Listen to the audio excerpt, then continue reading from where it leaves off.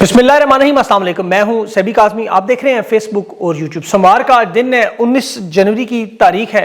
और पहले अहम खबरें, फिर उनकी तफसील और तज्जिया। एक तो कल इमरान खान से मुलाकात है। तहरीक इंसाफ ने पार्लिमानी कमेटियों के बाद आज जुडिशल कमीशन का भी बाइकआउट कर दिया और अब इस्तीफों तक बात पहुंच चुकी है। तहरीक इंसाफ की तरफ से कुछ प्लान में मुख्तलिफ मामलात भी आपके सामने रखने हैं। ऑल पार्टीज कॉन्फ्रेंस में आलामिया और 8 फरवरी के हवाले से एस्टेब्लिशमेंट की एमरजेंसी नाफिज करने का ऑप्शन क्या, मार्शल लॉ लगाने पर गौर किया जा रहा है। सोहेल अफरीदी भी एक दफ़ा फिर घर के अंदर घुसकर इन्हें दोबारा मारने का सिलसिला जारी है। फौजी ऑपरेशन वाले इलाकों में पहुंच के दूसरी दफ़ा तहसील बाड़ा। और फील्ड मार्शल की जो शरीफों की दावत वलीमा पर इस्लामी खिताब, सब अच्छा की रिपोर्ट, शदीद तनकीद और बिलावल गैर मुल्की सफ़ीरों को फील्ड मार्शल के खिलाफ मुदाखलत पर मदद मांग रहे, शिकायत लगा रहे हैं। ईवान सदर में क्या हुआ और फील्ड मार्शल का शहबाज शरीफ के साथ मामला क्या है। गजा पीस का भी जो इस वक्त ट्रंप ने मोदी को दावत दे दी। एक तरफ फील्ड मार्शल के इक़्तिदार को भी झटके, अरबों डॉलर्स मांगने का मामला, और ट्रंप का अपना इक़्तिदार शदीद खतरे में, फौज तलब वहां। और फिर यूरोप के साथ जो मामला, आज बुनियादें हिल गई। और 24 साल बाद आज अमेरिका का इराक से इनखलाफ, फौजी अड्डे खाली, कतर के बाद अब इराक भी आज़ाद। लेकिन दो मामले इंतहाई अहम इस वक्त हैं जो तफसील से अगर बात करूं तो एक तो खान का कल बहनों से जो मुलाकात है, उसमें पंजाब KP के टिकट होल्डर्स 10 से 20 लोगों को लाने का ऐलान है।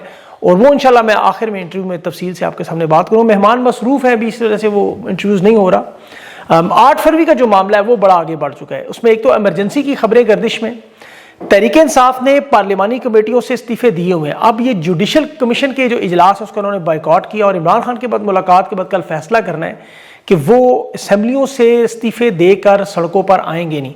और ये 8 फरवरी से पहले आ गया, जिसकी वजह से मुलाकात रोकी जाती, तो तहरीक लाजमन कामयाब है, क्योंकि ये पाकिस्तान की अवाम का भी इम्तहान है। खान से मुलाकात इसीलिए नहीं होने दी जा रही कि ये इस्तीफे का इमरान खान इन्हें ऐलान करवा देंगे।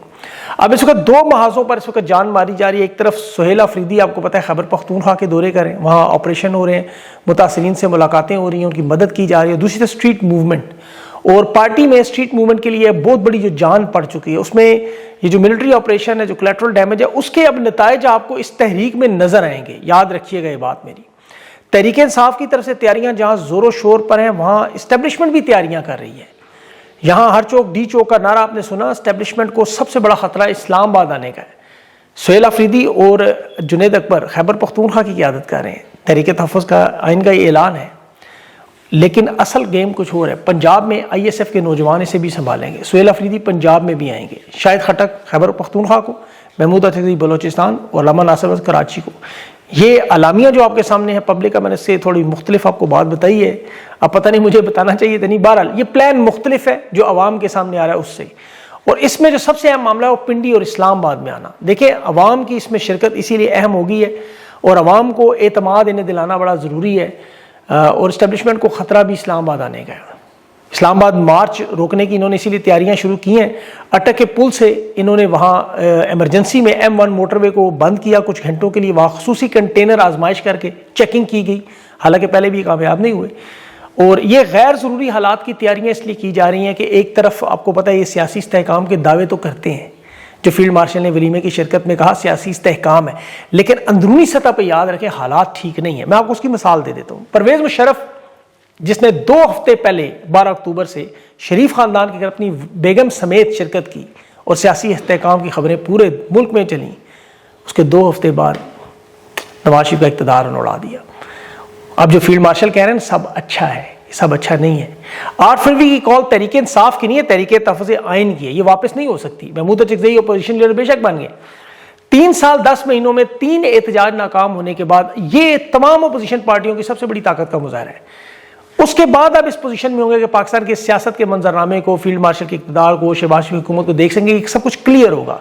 9 फरवरी को आप इस पोजीशन में जरूर होंगे कि आप कहेंगे अब हमें समझ आ गई कि इस्टेब्लिशमेंट कितना अरसा रहेगी। इसीलिए भरपूर ताकत का मुजाहरा भी है, अपने इक़्तिदार को बचाने के लिए मंसूबे भी हैं, क्योंकि ज़मीनी हालात जो हक़ाइक़ हैं वो पाकिस्तान के अंदर भी इन्हें तमाम इशारे मिल चुके हैं और इंटरनेशनल सतह पर भी इन्हें अंदाज़ा हो चुका है कि इस निज़ाम पर फील्ड मार्शल की गिरफ्त कमज़ोर हो चुकी है।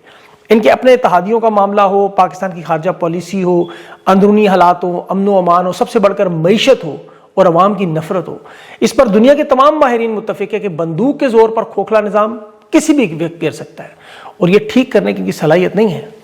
ان کی کوشش صرف یہ ہے کہ زیادہ سے زیادہ وقت گزارا جائے، کیونکہ حالات ایسے ہیں کہ دیوار آپ کو پتہ لرز رہی ہے، ایک دھکا لگنا ہے۔ 8 فروری اسی لیے اہم دن بنا ہوا ہے کہ پاکستان کی عوام نے ثبوت دینا ہے کہ وہ اس نظام کے ساتھ نہیں ہے۔ اب اس بند گلی سے نکلنے کے لیے جو راستہ تحریک تحفظ آئین نے آل پارٹیز میں دیا، جسے ماننا ظاہر ان کے لیے بڑا مشکل ہے، لیکن واحد ایک ہی راستہ ہے، شفاف انتخابات، 8 فروری کی بدترین دھاندلی پر آرٹیکل 6 لگائے ان لوگوں پر، آزاد الیکشن کمشنر، سیاسی قیدیوں کی رہائی، میڈیا کی آزادی۔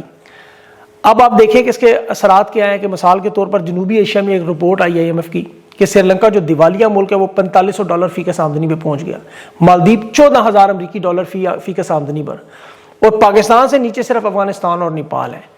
آدھی سے زیادہ آبادی خط غربت سے نیچے، بے روزگاری، سرمایہ کاری ختم، ملٹی نیشنل نیشنل ٹیکسٹائل انڈسٹریاں ختم، کسانوں کے مزدوروں کے حالات آپ اچھی طرح جانتے ہیں، پھر ریاستی جبری گمشدگیاں، آپریشن، ملٹری ڈرون حملے، دہشت گردی کے معاملات، یعنی کوئی ایک چیز بھی صحیح نہیں ہے۔ تو کوشش صرف اقتدار لمبا ہو جائے، ضیاء الحق، ایوب خان، مشرف کا ماڈل، ایسے قوانین لا کے، اور کوئی حل نہیں ہے۔ 28ویں ترمیم، ابھی اس میں نے دیکھے کیا مشکلات آنی، کراچی کو صوبہ بنا کے، جو بلاول کی تفصیلوں میں آپ کو آگے چلتا ہوں، یا بلدیاتی نظام کے ذریعے جو 1 لاکھ نمائندے لا کے لوکل کاؤنسلز کے ذریعے ہم قانون سازی کر کے یہاں کنٹرول کریں، لیکن مسئلہ صرف یہ کہ گراؤنڈ پر لوگ ان کے ساتھ نہیں، ان کے اتحادی ان کے ساتھ نہیں ہیں۔ فیلڈ مارشل کا نون لیگ کی طرف جھکاؤ ہو تو پیپلز پارٹی ناراض ہوتی ہے، پیپلز پارٹی کی طرف جائے تو نون لیگ کے مسائل ہیں۔ یہ 3 سال 10 مہینوں میں انہی کو مینیج کرنے میں وقت گزر گیا۔ نون لیگ اور پیپلز پارٹی کی جبری شادی ہے، غیر فطری شادی، غیر فطری اتحاد ہے، یہ خوش و خرم زندگی نہیں گزر سکتی، یہ آپ سب جانتے ہیں۔ آپ دیکھیں کہ آصف زرداری اور بلاول دونوں آل شریف کی شادی میں نہیں شامل ہوئے، اور نواز شریف کو جو 3 دفعہ اس کی حکومت گرائی، وہ تو اپنا فوج سے انتقام لے رہا ہے، پاک فوج کو پنجاب پولیس بنا گئے، اس کا انتقام ہے جس میں کافی حد تک وہ آپ کو کامیاب بھی نظر آ رہا ہے۔ لیکن وہ جو میں نے مشرف علی 2 ہفتے لیے آپ کو بات بتائی کہ 2 ہفتوں میں سب کچھ بدلا، اسی طرح یہاں ہفتوں کی گیم رہتی ہے۔ ابھی جنید صفدر کی شادی میں فیلڈ مارشل گئے، آپ نے خطاب بھی سنا، استحکام کا، تصویریں بھی دیکھ لیں گے، پس پردہ معاملات مختلف ہیں۔ پہلے تو ان کی شادی میں جانا ایک آپ کو پتہ بڑا منفرد نایاب واقعہ ہو گیا، پیپلز پارٹی سے تو دوریاں نظر آ گئیں، لیکن یہ نون لیگ کے سرپرست اعلیٰ کے طور پہ نظر آئی۔ یہ دیکھیں بڑا عجیب و غریب واقعہ کیوں ہے۔ ویسے تو پاکستان میں اسٹیبلشمنٹ نے جس کی مدد کی وہ مارا گیا، ذوالفقار علی بھٹو کی آپ کو پتہ ایوب خان نے مدد کی تھی، لیکن شیخ مجیب جیت گیا۔ بھٹو کے خلاف انہوں نے مولویوں کی مدد کی، ضیاء الحق نے، بھٹو آخر میں جیت گیا، آج بھی حکومت میں اس کے نواز شریف کی انہوں نے مدد کی، پہلی دفعہ تو بینظیر جیت کی، دوسری دفعہ نواز شریف کی مدد کی تو عمران خان جیت گیا۔ آج بھی حالات وہی ہیں، جس کے اوپر یہ ہاتھ رکھے وہ مارا جاتا ہے اصل میں۔ اب یہ انہوں نے ہاتھ رکھا ہوا ہے نون لیگ پہ۔ آپ دیکھیں جنید صفدر کی جو شادی ہے، یہ 78 سال کے مارشل لا کے دور میں کسی جرنیل نے شرکت نہیں کی۔ آپ DGSPR کی ان کی پریس کانفرنسز دیکھیں، وہ کہتے ہیں ہم سیاست میں مداخلت نہیں کرتے، سیاسی لیبل نہ لگائیں، ہم سیاست سے دور ہیں، کسی سیاسی جماعت کا ہمارے اوپر ٹھپا نہ لگائیں۔ لیکن یہاں field marshal general Asim Munir Junaid Safdar کی دوسری شادی میں پہنچ گئی۔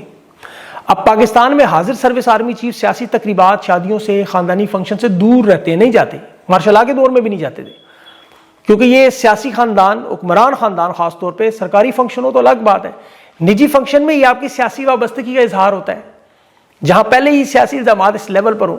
اور یہ تو آرمی چیف کے حلف میں بھی ہے کہ میں سیاست سے دور رہوں گا، سیاسی کی فریق کا حصہ نہیں بنوں گا، ادارے کو متنازع نہیں کروں گا۔ یہاں شادیوں کے فنکشن میں جا کے تقریریں کرنا، پھر امریکہ، برطانیہ، ہندوستان کو آپ دیکھیں ان کی فوج کا کبھی حاضر سروس آپ کو کوئی ان کا وزیر کانگریس میں ان کی نجی سالگرہوں پہ، شادیوں پہ نظر نہیں آتے، چاہے وہ ذاتی دوست پہ۔ اسے سول ملٹری وائلیشن کہا جاتا ہے، وہاں میڈیا، ادارے، پینٹاگون ایسی کی تیسی کر دیتے ہیں۔ اب بلاول زرداری اور آصف زرداری نے شرکت نہیں کی اس میں، اور عین اس وقت جب فیلڈ مارشل نواز شریف کی شادی میں مصروف تھے، مطلب ان کی شادی میں، بلاول سخت رد عمل دیتے ہوئے مختلف ممالک کے سفیر، کاروباری شخصیات اور میڈیا کو 18ویں ترمیم کے فائدے بتا رہا تھا اور 28ویں ترمیم کے نقصان بتا رہا تھا۔ وہ کہہ رہا تھا 28ویں ترمیم اگر ختم ہو تو سندھ پیپل پارٹی کے ہاتھ سے نہ صرف نکلے گا بلکہ پاکستان کو ایسا نقصان جیسے ایران میں مظاہرے۔ یہ بڑا خطرناک معاملہ ہے کہ سندھ سے، ابھی تک تو ہم دیکھیں KP اور بلوچستان کی حالت جانتے تھے، سندھ کا تو کسی کو نہیں پتا تھا کہ وہاں پہ حالات یہ بنے ہوئے ہیں جو بلاول بتا رہا ہے، اور وہ بھی غیر ملکی سفیروں کو فیلڈ مارشل کے بارے میں کہ 28ویں ترمیم تو وہی لانا چاہتے ہیں۔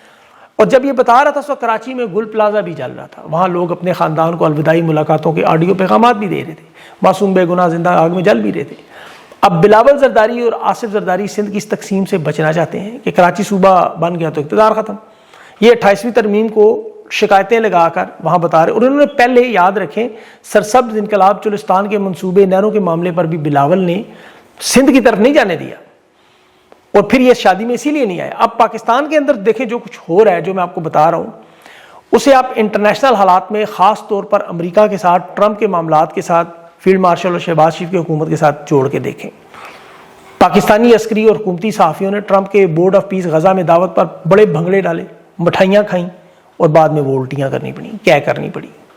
بورڈ آف پیس کی ممبرشپ $1 ارب سبسکرپشن فیس، آپ اندازہ کریں کہ جس کمیٹی میں سارے اختیارات ٹرمپ کے پاس اور حیثیت ہے کوئی نہیں، اور $1 ارب، اور وہاں نریندرا مودی بھی موجود، الٹیاں تو آنا شروع ہوں گی۔ ٹرمپ نے تو دیکھیں کیا کیا، اس نے وہاں پر 6 مہینوں میں جن کی ملاقاتیں تھیں، لنچ تھا، مصر میں شرم الشیخ کی ملاقاتیں تھیں، میٹھی میٹھی باتیں تھیں، چاپلوسیاں تھیں، شیخ چلی کے خواب تھے کہ ڈالروں کی برسات ہوگی، ٹرمپ ٹاور بنے گا، جنٹری بیچ آئے گا، وہ سارے شیخ چلی کے خواب چکنا چور۔ ڈالروں کی برسات کی بجائے اس نے کہا $1 ارب نکالو بھائی۔ اب یہ کون سا آپ بتائیں ادارہ بیچے کہ $1 ارب لائیں؟ انہوں نے جو وعدے بڑے بڑے ٹرمپ کے ساتھ کیے 10% بھی پورے نہیں ہوئے۔ ایران کے مظاہرین میں ان کی مدد مانگی کہ یہ نہیں کر سکتے تھے۔ افغانستان میں جنگ لگانے کا کہا، یہ کیسے کرتے، امریکہ خود نہیں کر سکا۔ غزہ میں امن فوج کے نام پر وہاں ہتھیار چھیننے ہیں، بھئی آپ خود بتائیں کیسے کریں، وہ اسرائیل امریکہ نہیں کر سکے۔ غزہ کے منصوبوں کی تعریف کرتے رہے جیسے ٹرمپ ان کی تعریف کرتا رہا، لیکن وینزویلا کے صدر کے معاملے پر انہوں نے اقوام متحدہ میں مذمتی بیان جاری کیا، ٹرمپ نے پھر گردن پہ ہاتھ رکھا۔ پھر انہوں نے JF-17 چین کے جہاز امریکہ کے بیچنے، چین کے امریکہ کے مخالفین کو بیچنے کی کوشش کی، ٹرمپ نے جھٹکا ویزا پروسیسنگ کا بند کر کے دے دیا۔ اب وہ بورڈ آفس میں مودی کو بھی بلا رہے ہیں۔ اب یہ $1 ارب ہندوستان کے لیے کوئی مسئلہ نہیں، یاد رکھیں۔ ٹرمپ چاہتا ہے یہ انکار کریں اور پھر ہاتھ اپنا سیدھا کریں، اور یہ چاہتے ہیں کہ انکار آئے، اسرائیل کہے جی، اسرائیل منع کرے کہ ہم نے پاکستان کو نہیں بلانا، جیسے ترکی کو، لیکن وہ نہیں کہہ رہے، وہ کہے آئیں پاکستان، فوج بھی لے کر آئے۔ اسرائیل تو بڑی ٹیکنیکل کھیل کھیلا ہے، وہاں نیتن یاہو کا اقتدار خطرے میں ہے، وہ غزہ میں انہیں حماس کے سامنے کھڑا کرنا چاہتا ہے، دوسری طرف نریندرا مودی کو بورڈ آف پیس میں شامل کر کے وہ نیتن یاہو ٹرمپ اور مودی کی صلح کروا رہا ہے تاکہ پاکستان کا ایٹمی پروگرام روک لیں اور انہیں فلسطین کی اس دلدل میں پھنسا دیں۔ دیکھیں مودی کے ذریعے پھر وہ نواز شریف سے ڈیل بھی کروا سکتے ہیں، جنرل عاصم منیر کو سائڈ پہ کر کے تجارت کھولنا، سندھ طاس کا معاہدہ کھولنا، نریندرا مودی کو تیار کر سکتے ہیں، کیونکہ وہ روس کا تیل خریدنا ہی اس کے اوپر پابندی ہے نا، یا ایران کے ساتھ تجارت بند، وہ ان دونوں پر تیار ہے، آدھے سے زیادہ مطالبات اس نے ماننی۔ اب یہ جو پورا نیکسس بن رہا ہے، اس میں پاکستان شدید ترین حالات میں چلا گیا۔ اب دیکھیں یہاں ان کے پیچھے جو ڈونلڈ ٹرمپ کھڑا ہے وہ بھی اپنی اس وقت شدید مشکلات کا سامنا کر رہا ہے۔ ہم اکثر یہ سوچتے ہیں نا کہ ٹرمپ کا کمزور ہونا اس رجیم کے لیے، شہباز حکومت، فیلڈ مارشل کی کیوں ضروری ہے؟ دیکھیں رجیم چینج کروانے والوں نے یا اس کے بعد جو سپورٹ میں آنے والے ان کا کمزور ہونا بڑا ضروری ہے۔ یہ جو انٹرنیشنل حالات جس کا ہم ذکر کرتے ہیں نا، جو بائیڈن کی حکومت نے پاکستان میں رجیم چینج آپریشن کیا، اس کے بعد ڈونلڈ ٹرمپ کے آنے کے بعد موجودہ رجیم کی، فیلڈ مارشل شہباز حکومت، فارم 47 کی انٹرنیشنل سطح پر کی حمایت کی، ان کے کیے مظالم، انسانی حقوق، الیکشن لوٹنا، خان کو جیل میں ڈالنا، 3 سال 10 مہینوں کی ہونے کی وارداتوں پر نہ صرف آنکھیں بند کرنا، خاموش ہونا، بلکہ اقدامات کی توثیق انہوں نے کی، غیر اخلاقی حکومت کو تسلیم کیا۔ اب ڈونلڈ ٹرمپ کے اقتدار میں آنے کے بعد یہی امید تھی کہ وہ یہ ساری پالیسیاں بائیڈن کی آگے نہیں بڑھائے گا، انہیں روکے گا، دنیا میں بھی، یہاں بھی مداخلت کرے گا، لیکن وہ بائیڈن سے بھی چاہ رہا تھا کہ چلا گیا۔ اس نے اپنے الیکشن کے وعدے منشور کے سارے اقدامات سارے اس کے الٹ کیا کہ اب بائیڈن کی حکومت کے مقابلے میں بہترین نظر آتی ہے۔ جنگیں روکنے کے لیے ٹرمپ آیا تھا، لیکن دیکھیں وہ ناروے کو کیا کہہ رہا ہے کہ مجھے آپ نے نوبل پیس انعام نہیں دیا، مجھے تو امن چاہیے نہیں۔ تو اب معاملہ فلسطین کا ہو، یوکرین کا ہو، یا سب سے اندر پاکستان کے اندر سب سے بڑھ کر جو ہو رہا ہے، یہ ٹرمپ کی اس وقت سب سے بڑی آپ کو پتا ہے پشت پناہی ہے۔ اپنے ملک کے اندر پھر اس کی حرکتوں کا جو نتیجہ نکل رہا ہے، امریکی احتجاج اتنا بڑھ گیا، وہاں فوج طلب کی جا رہی ہے، سول وار جیسے مینیسوٹا میں حالات بنے ہوئے ہیں، بغاوت جیسے حالات بنے ہوئے ہیں، تو اقتدار میں اس کی گرفت کمزور ہونے کا اثرات پھر یہاں نظر آئیں گے آپ کو۔ Mid term election Donald Trump کا ہارنا یا نیتن یاہو کا الیکشن ہارنا، یہ انتہائی اہم معاملات ہیں۔ پھر یورپ کے جو معاملات ہیں، دیکھیں گرین لینڈ کے معاملے پر وہاں اسے کہا جا رہا ہے کہ اس نے ٹرمپ نے حملہ کیا تو اس کا مواخذہ کر کے صدارت سے ہٹائیں گے۔ اب یہ شدید ترین مشکلات کا شکار ہیں، ایک طرف ان کا تجارتی ٹیرف جو سپریم کورٹ سے فیصلہ آنا ہے، پھر یورپ کے ساتھ جو پھڈا ہے، خاص طور پر گرین لینڈ کا، کہ وہاں گرین لینڈ اور ڈنمارک میں آپ کو پتا ہے ہزاروں لوگ مظاہرین کر رہے ہیں، یہ کوئی عام بات نہیں ہے۔ ٹرمپ نے جو دھمکیاں دی ٹیرف کی، انہوں نے آگے سے 93 ارب یورو کے ان کے اوپر ٹیکسز کی بات کر دی۔ اب اس میں برطانیہ، بیلجیم، کینیڈا، یہ سارے جو ممالک ہیں، ڈنمارک سمیت، ان کے 3 کھرب ڈالر زیادہ امریکہ نے دینے ہیں۔ کینیڈا جیسا ملک کہہ رہا ہے کہ گرین لینڈ پہ حملہ کینیڈا پہ حملہ ہے، اور وہ تو بڑے طریقے سے چین کے ساتھ تعلقات بڑھا رہے ہیں، قطر کے ساتھ بڑھا رہے ہیں، برکس کے ممالک کے ساتھ بڑھا رہے ہیں۔ کینیڈا کا وزیر اعظم سر پوری دنیا میں دورے کر رہا ہے، آپ اسے ذرا دیکھیں، وہ خبریں پڑھیں، آپ کو اندازہ ہو جائے گا۔ اس وقت تو امریکہ کے لیے دیکھیں، برطانیہ میں ان کے ملٹری بیسز ہیں 3 جگہ پہ، جرمنی میں 2 جگہ پہ، اٹلی میں 2 جگہ پہ، یونان میں 1 ہے، اور یورپ کہہ رہا ہے یہ سارے اڈے ہم خالی کروا لیں گے، ملٹری اڈے۔ جس طرح ابھی عراق کے فوجی اڈوں سے 24 سال بعد امریکی فوج نے انخلا کر کے انہیں بغداد کو آزاد کیا ہے۔ تو یورپ کو بھی یہ اندازہ ہے کہ ایک طرف ہم نے یوکرین کی جنگ میں اپنا سارے ہتھیار دے دی اور امریکہ پہ انحصار کیا، ہم پھنسے ہوئے ہیں، اس لیے ہمیں ان سے اب تجارتی معاملات پر معیشت کے حوالے سے دھچکے لگانے ہیں۔ اب یہ ساری باتیں آپ کو بتانے کا مقصد صرف یہ ہے کہ تاکہ آپ کو سمجھ آئے کہ یہ انٹرنیشنل حالات کس طرح پاکستان پر اثرات لائیں گے۔ انشاءاللہ ابھی میرا انٹرویو ہے، کوشش ہے کہ نورین خان کے ساتھ یہ تفصیل سے پوچھیں اڈیالہ جیل کا کل کا معاملہ، کیونکہ ہمارے لیے وہ بڑا اہم ہے، اس میں بہت ساری چیزیں ہوں گی، اسے انشاءاللہ سپورٹ ضرور کریں، اور اس کے بعد انشاءاللہ جو اگلا ویلاگ ہوگا اس میں جو رہتی خبریں وہ آپ کے سامنے رکھوں۔ اپنا خیال رکھیں، مجھے اجازت دیں، اللہ حافظ۔